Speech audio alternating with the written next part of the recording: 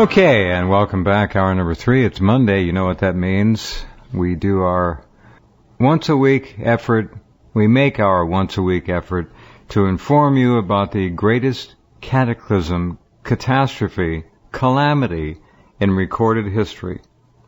I kid you not, and that is Fukushima Daiichi and the death of the entire North Pacific Ocean and the beginning of the death of the West Coast, both in the water and on the shore. It doesn't stop at the sand where the sand ends. Trust me. If you get down near the beach and you smell that, they call it the smell of the salty ocean, marine air, whatever.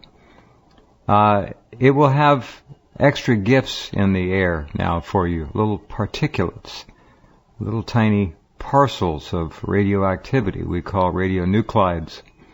Not a good sight.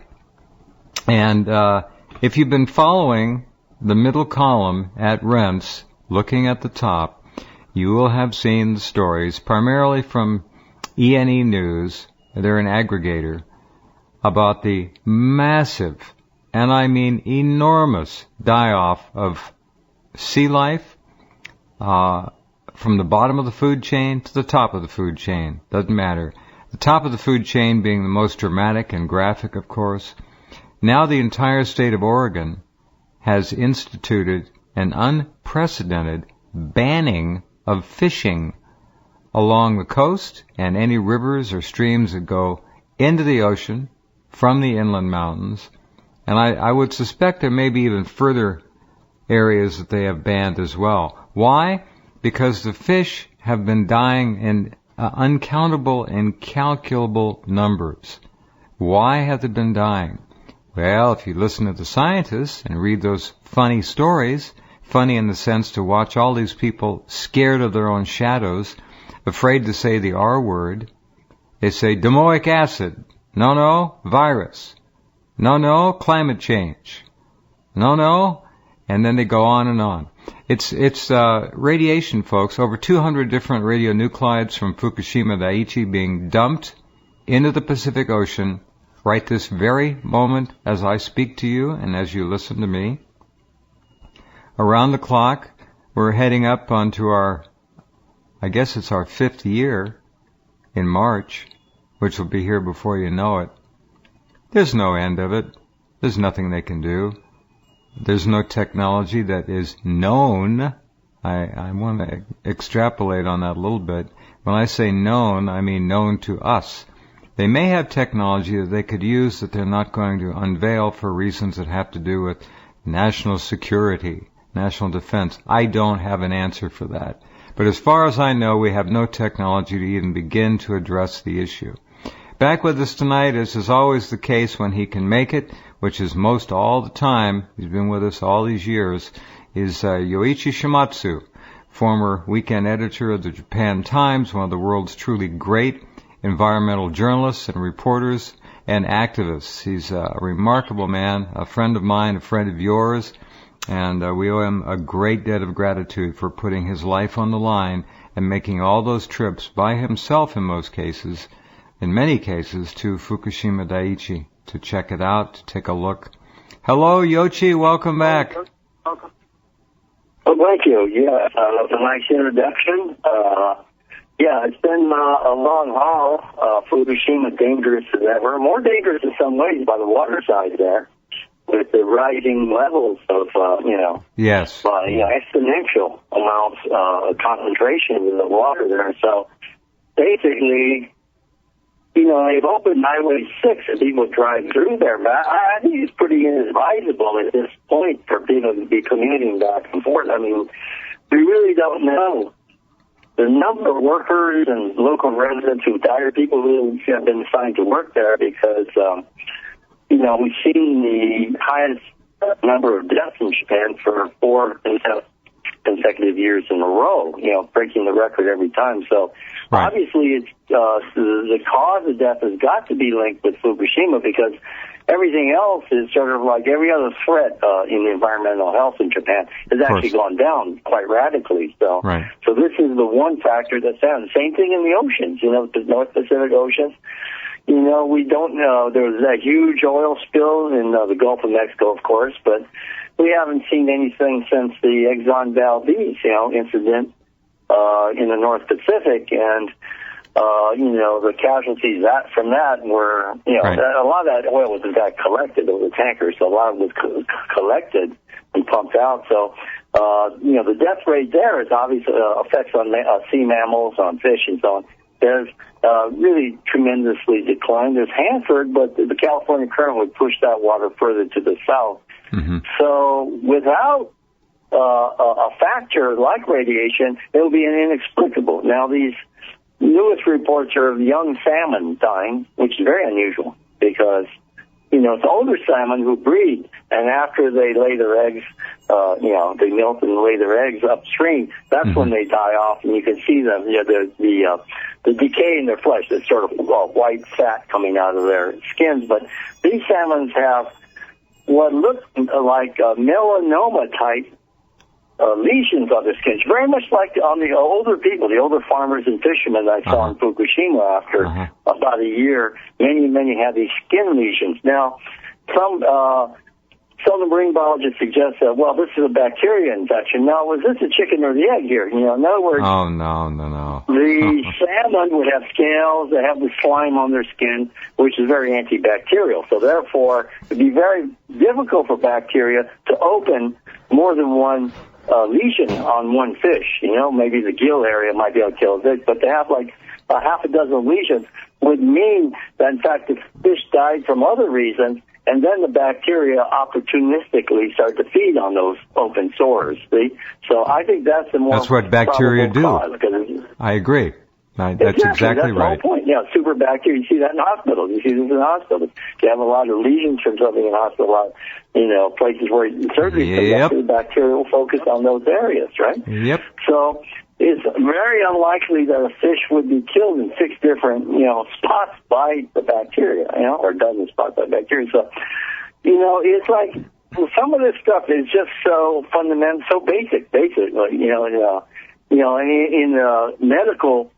Let's say if we were compared to human medicine, this would be something that interns and ambulance drivers would understand. You don't have to be a neurosurgeon to understand this. And so therefore, I think the marine biologists are allowing the wolves to be pulled over their eyes, or are just deliberately lying like this fellow. I think it's a combination. Yoshi, it's a combination. Yeah. They know. They're not stupid. Yes. Yeah. So obviously we would like to have some scientific truth. Now the problem is, what this suggests is that science is corrupted, and one of the problems is science is, I don't think anywhere on the planet is science more corrupted than in Japan. For the last, 4 decades, Japanese whaling fleets have been going down to the South Pacific, right? To the Antarctic waters. Yep. To collect data, they say, to do scientific studies on whales. Now when we see this kill-off of whales going on, and much closer to home in the North Pacific, on species that are much more familiar to the Japanese, the whales who will migrate across the Pacific or across the Bering Sea down to Japan and the West Coast. There is some migration of some of those whales. Certainly, why has not a single Japanese cetologist, a whale expert, okay? Why has not a single one come over to Alaska, okay, or to Washington, to California to examine the whales? Why hasn't the whaling industry volunteered its know-how, the ability to take apart a whale and conduct an autopsy? Right. Why has none of this happened? If they want to do it, that's what they do. Is do a public demonstration, and for scientific reasons, help the people of America comprehend what kind of disease is affecting the marine mammals on the west coast. Diseases which, in fact, might miss that human relation, that lives along the seaboard there. So, you would deal with marine mammal issues. And if they have such a wonderful scientific advance in which billions of dollars have been spent over the last 4 days, and, a dozen ships involved, hundreds of crew members and scientists involved, big labs in Japan, where are they now? This is a question. We have to ask the obvious. This has been a claim consistently 40 years to the International Whaling Conference, and I'm not an opponent of it. I'm not speaking as a, anti-whaling activists. Far from it. Yeah, I think there is a legitimate role for whaling, but it has to prove its legitimacy. In other words, if it is legitimate whaling, you see the point I'm saying. Of course, I got the point. If it is legitimate, okay, then put your cards on there. Show your legitimacy. No, they won't do it. Cut that heart open and put a dosimeter to that heart, and let's see what the results are. Where are the scientists? Okay. Yeah, where are the real scientists? Why do we need them? I mean, they're no better than a witch doctor. In fact, there's probably witch doctors who would do a better job. You know? I think you're right. This is some sort of massive global catastrophe. Or the scientists are, where are they? Yeah, we got a special guest with us tonight, a gentleman who was with us many times during what has to be, in all seriousness, one of the most heroic things that I've heard about in many, many years. He took off on a 20-foot rubber boat and ended up doing most all of it by himself, all the way up to British Columbia coast, going in and out of the thousands, 30,000 islands? I don't know how many. Checking the tide pools on the islands, on the shoreline, looking for signs of life. And very little did he find. His name is Dana Durnford. He's back with us tonight. He was on a radio program last hour. He's very busy. And I'm very happy that, at least I hope, he's getting some of the recognition he deserves for what he did up there. Are you there, Dana? Hi, Jeff. Thank you, my friend. Yes, and the same for you guys. You guys don't stop too, And it's just a small handful of us out there really pushing with everything we got and with the venues we got, right? I just got back from the other expedition. Oh, Yoshi, I just got back from the Ford expedition up the coastline. And this was a 10-day or 8-day trip in the summertime now. Yeah. Right, a lot of the opposition has been saying, oh, Dana, there's nothing there in the wintertime. Of course, I dove the coastline for over, almost a decade and a half straight on this coastline, but I also dove the Atlantic coastline. And I know the coastline, so now it's summertime and there's still nothing there. Nothing. And so okay, that's Dana's fourth trip. And an 8 to 10 day trip, and he went up looking for life in the tide pools. Keep in mind that the tide pools of the British Columbia coast, world famous, world renowned for the life, the diversity, the thousands and thousands and thousands of species of flora and fauna. And what did you see, Dana? Altogether, 10 species. God. And so they were very thin. And so there should be, say, 600 algae in the tidal pools, folks. And that's by that being missing, that's the harbinger that the ocean is no longer sustainable on its own. And the whales that are dying, I researched that heavily. They eat krill, and krill can have up to a 10-year life. And krill is like a big shrimp, folks, up to 2 inches. And so the reason they're dying is they're emaciated. And like the baby seals and sea lions down off California that are dying, most of them are dependent, and there are a certain breed of sea lions and seals down there that were dying. And when you look at them, they also depended upon the krill too. And the herring is missing from the Pacific Ocean. Herring's gone. They're gone. I read the story. I ran the story. They're gone. And so they're gone now. They're the feeder for many of the migratory birds, the migratory animals. The actual migratory, they all travel together, and so they all feed. Well, it's like chopping a leg off of a four-legged table. The herring are gone. Yeah, and then the krill are down to nothing because we were able to see all the way to the ocean floor during the period of the year because like I said, we done that. Anybody not familiar? We done 160 days straight. And so we encompassed that period, a transition of where the migratory animals will come through with all the krill and where you can't see only a couple of feet below your You're not ocean. supposed to be able to see the ocean floor. Right. And our underwater footage, clearly perfect shots of the ocean floor. And, of course, once you looked at the ocean floor up in Mother Nature in the middle of nowhere in that 26,000 island archipelago, we didn't see any shellfish on the ocean floor, which is just insane. And the rocks got algae on them instead of mussels. And there's only like 6 species in any one spot instead of 600. But that was significant, not to see no scallop shells, no abalone shells, no oyster shells, none of the different types of clam shells, the horse and the little necks and the manillas and the razorback clam shells. These are white shells, and so they're very visible, extremely visible, especially, during that period when there was nothing there, and there's supposed to be a soup of life and you shouldn't be able to see down to it. And so there was nothing there for anything to migratory with, and there was nothing on the ocean floor. And so the mussel shells, folks, every rock in this coastline was covered in mussels, and the inside of the mussel shells are very reflective white, and so they would dominate everything anyway. And so we had an extinction event already, and now we're seeing life trying to cling on, not coming back, but trying to cling on. And as you guys covered many times, with so much detail, now we have a real detailed picture of it. I've been uploading the pictures steadily at the site since I got back, and I'm only putting 200 pictures on a page to make sure everybody can access it. Wow. But it's just a stupid amount of work, and I'm heading out again for the last part of the trip before I do the documentary coming up. Somewhere in the next week and a half, 2 weeks, get up and finish it out through the summer. And what we're going to see, of course, is no insects, Jeff, the whole time we were up there, except for this one little species. But we camped on shore, never got bothered, never had no bites. That's really? Like in an archipelago of islands in the middle of nowhere, 300 miles up the coastline in Canada, and never got bugged by an insect. That was eerie stuff, you know.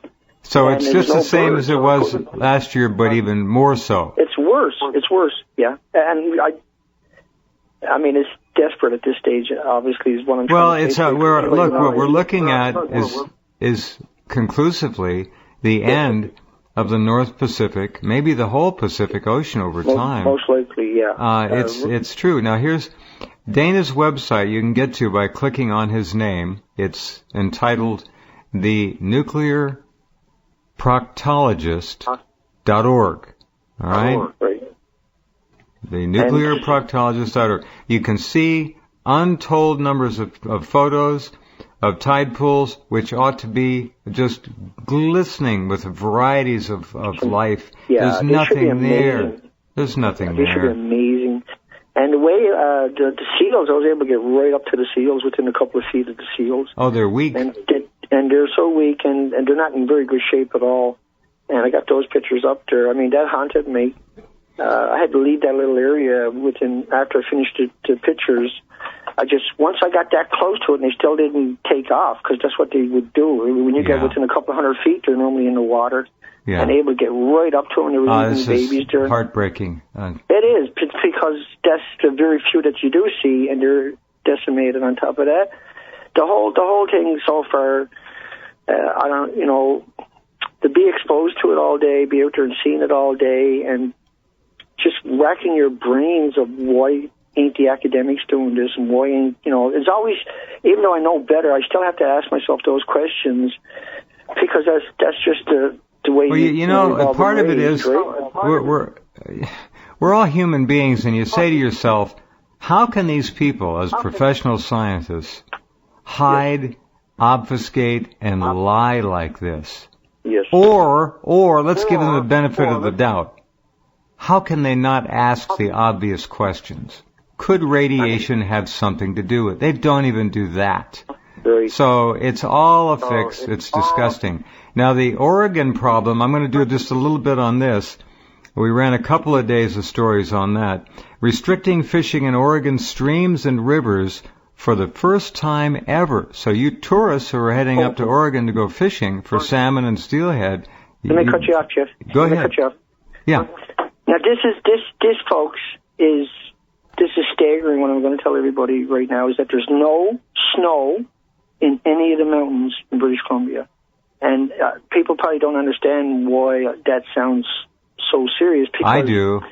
Yeah, That's if you understand the British Columbia, it's always snow in the mountains all year, every year. And the hottest day of the year, just up from your town, all these mountains are full of snow right at the top. And you always feel that you can go up and go skiing. You always feel you can go up with the skidoo and go on the skidoo all day long, and then come down and get your shorts back on and drive down the hill and go swim in the lake and play on the beach. But you can't do that. That's missing. That is like, I think to myself, that is, wow, that is inconceivable. As much as the death of the Pacific Ocean, that is what's happening now. So there's no water coming down the mountains. I know everybody around me, because I'm 10 miles outside of town, their wells are dry. And we're just starting in the summer. And so this is we're going to run out of water down Their here. wells are dried up. The groundwater is gone. That's amazing. That's truly amazing. Whatsoever. We've never seen this ever. Well, and no one's mentioned it. No one's talked about it. No one's even brought it up. Well, what this is you know, in a way, you could be facetious about it. We're going to go through the break, Todd. This is really climate change in the bigger sense of the word. Everything has changed. All bets are off. My goodness. No more snow. Groundwater disappearing. The top of the species in the ocean, the top of the food chain, dying miserable deaths, horrible deaths. The herring is gone, ladies and gentlemen. Yes. You could count probably trillions of herring, and they're gone. They're gone. It's inconceivable. And you can see the bottom of the ocean because there's no organic activity going on in the water like there should be to cloud it up. You can see straight through. No insects on the windshields of the cars. No birds either. No birds either. It's down, like you say, 1/1,000,000%. I used to say 0.1% Now I'm saying 1/1,000,000%. No birds. The gallows laugh, folks. Yeah, there's nothing. I mean, you probably, to the whole coastline, you might count 1,000, 1,500. Unbelievable. That would only be 3 species. And what was interesting about this trip here was, this time in particular, there was hardly any seagulls whatsoever. Well, there won't be any in another year or two. There won't be any at all. There were some cormorants and there was some puffins, and some snowbirds. But outside of that, there was a couple of tickleasses. There was probably 5 species of birds altogether, out of 169 migratory and 147 residential. We're going to go through the break, Todd. Thank you. And so altogether, that's just one quick one was that for anybody that's listening, that's around 12 species in 9 months that we identified on the coastline of all those species. Go ahead, Jeff. I'm sorry. Okay, last little bit on this, and we'll go right back to Yochi. The Oregon situation is, for some, the North Pacific Current comes across almost directly from Fukushima. Yes. And it splits in half off Oregon and Washington, and it's piling up most densely as the southern part of that split moves down the coast.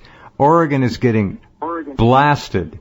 The Japanese current warms the water right from Alaska right down through the archipelagos in Canada. That's confirmed now. Yeah. I dug that data up. So the water directly comes in and slams into the whole coastline.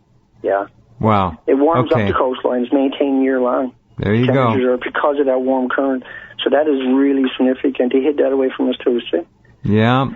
Okay. I couldn't get here. They say, it's too far away to get here, but go ahead, Jeff. I'm sorry. Yeah, that's okay. I'm trying to get as much out as we can this hour. The Mail Tribune, Oregon, July 16th. Emergency fishing closures go statewide. The spokesman reviewed July 17th.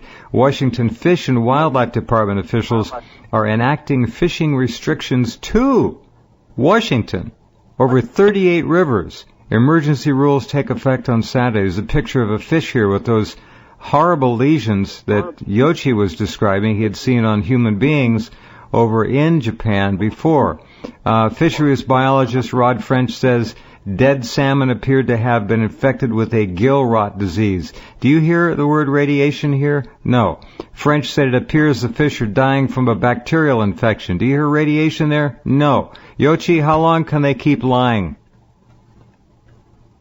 Well, there's no more fish. I mean, the fish are disappearing, and then they don't have to lie anymore. There you go. Then they move on. Perfect answer.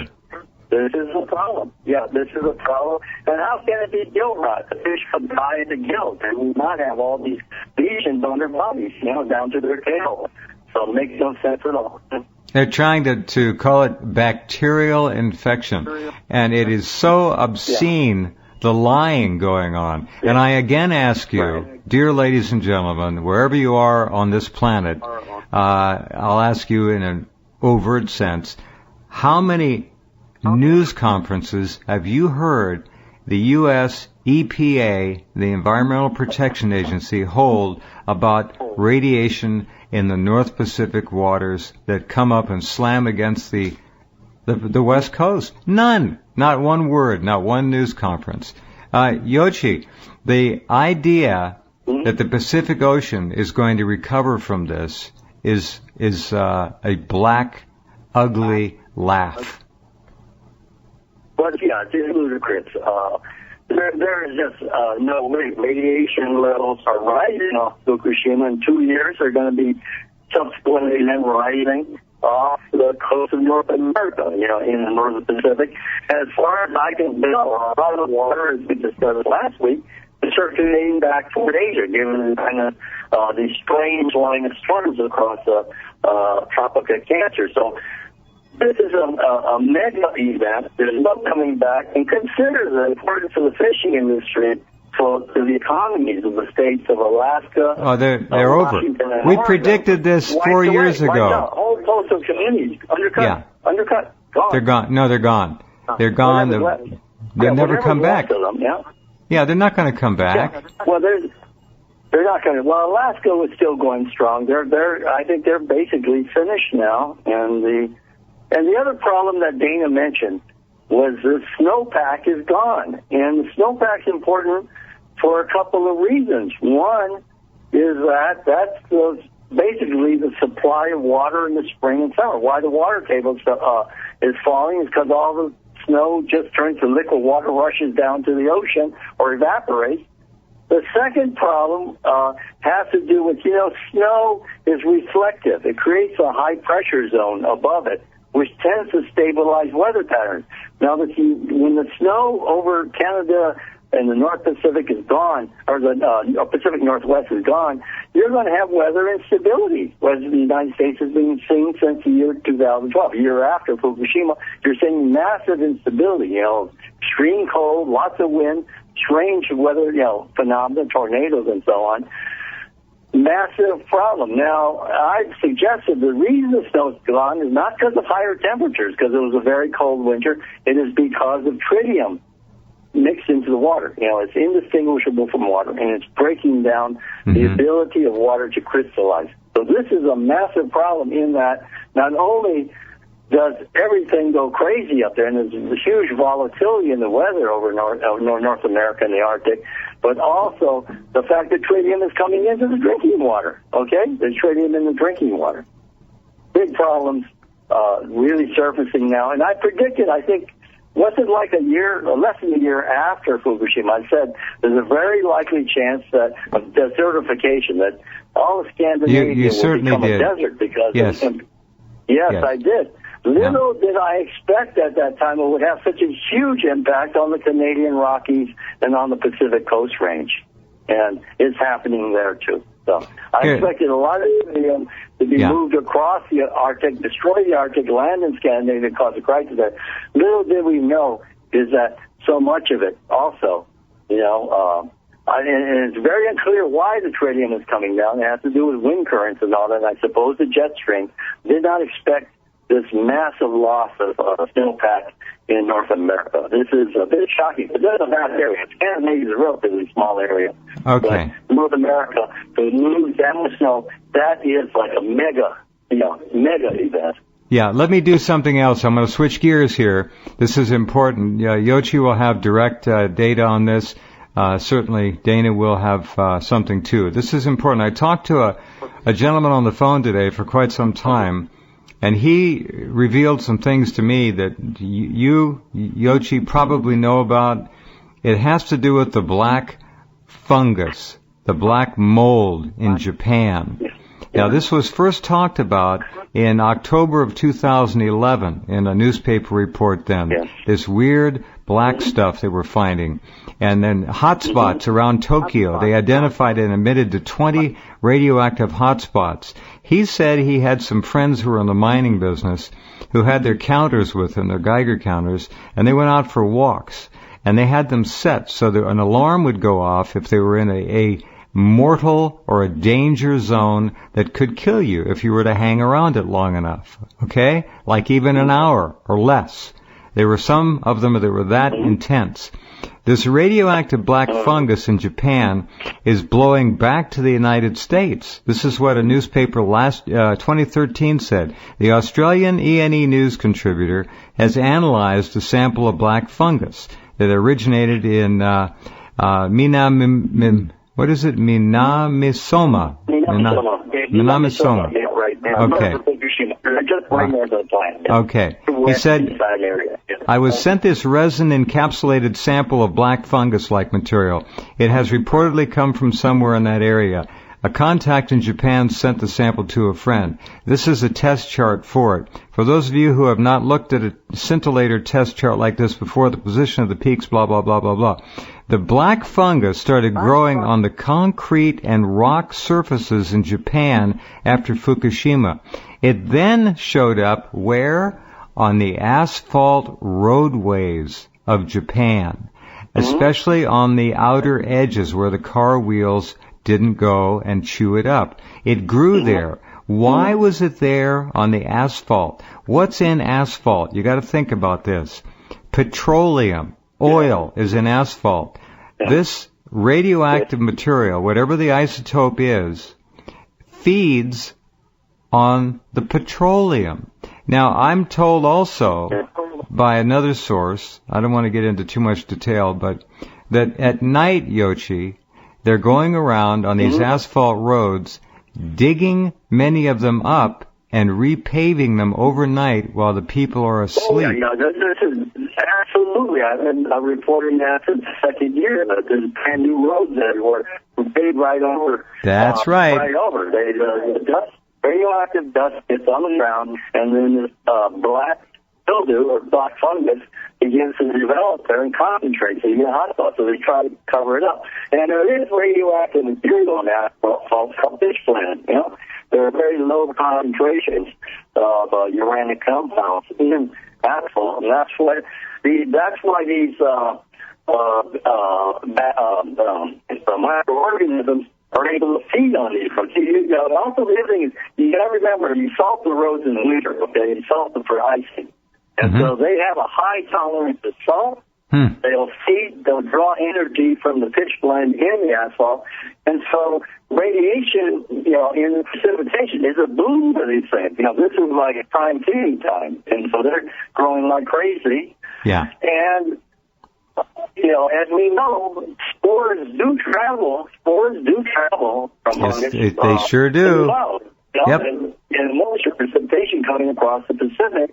And the Pacific coast is relatively warm. They're caused by these typhoons coming from the mid-Pacific area. So these are pretty warm currents that they're traveling. So no problem with survival in getting over to North America. So it's a real threat. And, under ideal conditions, you got those asphalt roads, you got the salting of the roads. They don't just grow on asphalt, by the way. That's their natural starting point. Concrete. You see them on concrete, and you see them in the, what you call cement between bricks. As we know, that's pretty strong mortar. Cement. This alkali should kill them. Yeah, the mortar between bricks. They're growing there. I see them growing there. So it means they're highly adaptable, and they would not normally grow in the mortar. But the fact of radiation in the environment, radioactive salt, is just like Fukushima is delivering food to these very harmful plants. Okay. Let me get over to Dana now, Yoshi. Yoshi has been talking about the roads and this black stuff. We've been doing it for 4.5 years now. It was seen relatively soon thereafter, as I said, reported in a newspaper in October of that first year, 3/11. Okay. Now, before you comment, Dana, let me say one thing. The normal CPM, counts per minute, in my home is 26 to 30. That's normal. I went over to the replaceable filter on my return air duct on my home HVAC system, right? Okay, you folks know what I'm talking about? You got to replace those filters on your air intakes, on your house air conditioning and heating systems. I went over there with the counter after reading 26 and put it up there. It was 128 to 130 on the filter. Wow. That's it, just sucking it in. It's coming in through the windows, and it's going into the filter and getting stuck. I very carefully picked it up, threw it in the trash, got another one. It's going to be the same thing again next time. It was last time. So this is another problem, folks. You've got to replace those filters, please. Get yourself a HEPA filter for the home itself, and don't get the kind with the washable filters. You want to get the kind with the disposable filters. So you put it in plastic, throw it away. Go ahead, Dana.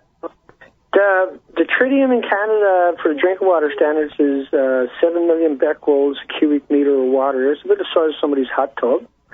And I just said, because Yoshi was talking about that, and that's so important that, because what he's saying is verified by drinking water standards in Canada, which is the same as the Americans. We just do whatever the Americans do. And you so raise the safe levels, right? These safe, so-called safe 7 levels. 7 million becquerels, 7,000 becquerels a liter. Jeez. And they normally do it per cubic meter. And so what people should understand is that the previous Fukushima, the natural radiation in your water was 0.05 of uranium and 0.005 of another one. But now they got 7,000 becquerels in a liter. But these were cubic meters for before. Now they got things down to a liter because you can't put 7 million becquerels of tritium in a liter. But there's also white tritium, too, that's produced at that same time. And so the black mold, I want to touch on that for Yoshi again, because that's so important, that here in Canada, we were talking to the divers at the Queen Charlotte's Archipelagos, which is in northern Canada, folks, and the black mold, the commercial divers that were harvesting along the coastline were trying, and that's another story I'm going to tell you right away, too, that I just got from the divers, an update. But anyway, the black mold in the Charlotte, you couldn't, all the product that was left there was pushed up into one corner and everything else was covered with this black mold. And these divers, I've known them for a couple of decades, and they make, folks, they make like $50,000 an hour. And that frightened them. That they want to know, did I know anything about that? And I knew about the black mold in Japan, but I was still trying to wrap my mind around just what was going on here. And so I had seen it myself, and I was going to ask him, showing the picture and ask him, but he was blurting away at me, which he was just total panic about it. Really? Now, I was talking to the divers, that was in the Charlottes, that last trip. Now, I was talking to the divers a week ago up north, and they told me that the industry failed south of where we were to. So the lower end, the south end from central Canada, say, had failed the industry. They couldn't harvest anything. The stuff they did find, it was so thin they couldn't do anything with it. They couldn't. There was no way to sell it. It was literally rotten, is how they described it. And they were heading back up north. But that was a shocking revelation that the whole industry had failed, because they're after, the sea urchin at that time, and it's much bigger and further up the food chain. And it seemed to be one of the few out there that was hanging on, right? Because I got good documentation from underwater footage, and so that was staggering to see that. But to go back and just end on that was that Yoshi, when he's talking about the tritium, folks, he's not kidding. It's evident in our drinking water standard in North America now. They have raised the limit to 7 million becquerels. That's murder. See, that's murder. If a terrorist was to release that much radioactivity into the community, we would all lose our freedoms and our rights, what's left of it. But instead, they get that. Oh, unbelievable. Okay. Yoshi's right, yeah. Yeah. New tests in 2014 showed that plutonium, and I understand that polonium is also coming over here in smaller quantities. Plutonium reached millions of times its normal levels at the New Mexico WIPP site. I mean, we got problems over here too that nobody even talks about. It's so bad. Yoichi, they understandably are still raising the so-called safe levels in Japan, are they not? Oh, they possibly increase them. But basically, the problem is the reporting is not coming through. Our only data on Tokyo is coming from the sewage plant, sewage disposal plant, is the only authority giving us any kind of data. Huh. So it just goes to show they're not, basically, whatever information they have, they're stuffing it in the black bag and not telling us. Very much a problem. Falsification of data. Now, the National Regulatory Administration, NRA, their agency, found that the Chugoku, this is the electrical power company in southwest Honshu, in downtown the main island, are deliberately falsifying their data. In other words, they're just openly rewriting data findings and making fake reports to the regulatory agency So they're very upset. Now, this one plant from Shimane is right next door to Yamaguchi. This is where the constituency of the Prime Minister, Shinzo Abe, and he gets a lot of campaign contributions from this power company. So this explains the interconnection between the political class, the bureaucracy, the regional power companies, and then the falsification of that. And I'm sure you've read about how Toshiba is consistently falsified. They're at every division to make up for the financial loss that they suffered as a result of Fukushima. They're looking into the data quality of Nishikawa Prefecture and Hokuriku Power Company about a plant they wanted to reopen right on top of a fault line. So there's just massive disinformation coming out of that source, or nothing. Let's say nothing is sort of good because it shows that at least that agency will say nothing rather than deliberately lie. Okay? But that whole science we had for 4.5 years, it's ominous. It's ominous, especially in the Tokyo area where we've got a huge concentration of population of schools, senior homes, and so on. Very, very terrible situation. So we have, and again, the data coming out of Fukushima, mainly from Tokyo Electric Power Company, which has had a history of lying. What's really coming out of Fukushima, we still don't know. All we know is whatever they report is shockingly high, 1,000 times higher, than we'll report, is a global ball estimate. That's all we can conclude based on this whole pattern of disinformation. Yeah, disinformation. I would call it accessory to murder lying is what it is. It's just criminal. But no one will be held accountable. Rest assured, ladies and gentlemen, don't worry. No one will be put on trial for war crimes. This isn't war in a way, but it's an environmental war. Dana, go ahead. We don't have a whole lot of time left. Give me another couple of minutes here. Okay, I'll just leave everybody with this one. There's a paper out there from 1971. It's titled Fallout and Reproduction of Ocean Fish Population. And you'll find a good link at mindfully.org. You can click on that one. That's a safe one. We examined, and what it does is it showed in 1971 that the fish stocks, like the herring and the trout and the salmon, the eggs, the larvae, the small fries, were extremely impacted, devastated during testing, right? But after the cessation of it, during the nuclear testing, after they started to slow it down, they started to see a recovery, but the recovery was only 30% of pre-nuclear testing. Really? And then the comparisons were done with the fishermen. They knew how many fishermen were on the ocean, what their tonnages were in the fallout patterns that were emitted, and they knew the isotopes that they'd done the studies on, and then they were able to extrapolate the other isotopes, and then they were more worried about these other isotopes. We didn't have any data on that, so they're using strontium and cesium as a fingerprint for the other ones had to be there too also. And so what it does is shows us is that nuclear testing, which is not in comparison to what happened in Fukushima, because Chernobyl lasted 10 days, was equal to 400 Hiroshimas, and Fukushima is probably equal to at least 500,000 at this stage, numbers like that. Yeah. Okay, and so I can leave you on that, but that study is worth checking out for everybody, and nobody's really know about that study, I guess.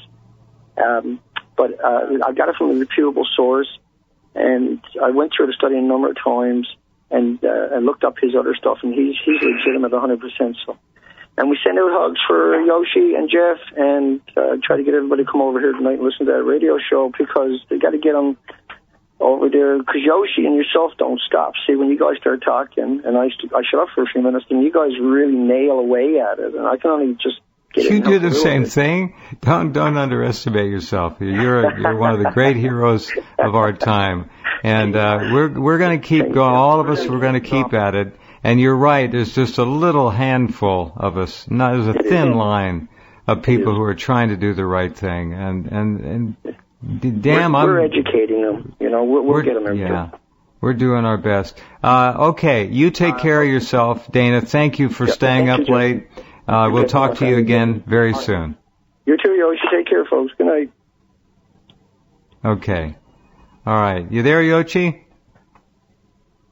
Yeah, we have, I think the spirit of science rides on his little rubber raft. That's all we've got left. What an image. What an image. Hundreds of thousands of scientists across across the northern hemisphere, it boils down to one fellow on a rubber raft. I mean, the spirit of science, the spirit and letter of what science is supposed to be about. It's supposed to be here to help mankind deal with these issues, understand nature better, to understand our mistakes better. Ride on one man's shoulders on that little raft. But we are very happy the weather is turning. It was more light now. And when he's talking about it's summer there, we're not just talking about temperature, we're talking about sunlight. There should be more light, more photosynthesis among the algae, which feeds the plant. The fact that the photosynthetic process is stopped and life, everything else is in time for radioactive heat or just dying from starvation. It's a grim statement about our technological civilization, that everything we have trusted and believed in about the wonders of science and how it's going to make life safer and easier for us has proven to be the biggest lie in human history. And there are going to be survivors of this, and I seriously wonder if the human species can survive its own radioactive garbage and chemical garbage. And we got to remember, we got to remember, if they're going to be able to continue on. Yeah, we got to remember one thing. There are over 500 reactors on the planet already. Yes. We have been so lucky for so long to have only 3 Mile Island, Chernobyl, and now Fukushima. We could get another one tomorrow. We could get 2 more next week. We're just on borrowed time. It's madness, and they're talking about building I don't know how many new reactors and plants. It's just crazy. The EPA raised what they call their Protective Action Guides, their PAGs. They were obviously put in place to allow safe exposure, to keep the exposure levels low enough to where it was safe to be around some of this stuff. Not from Fukushima, but from years before that.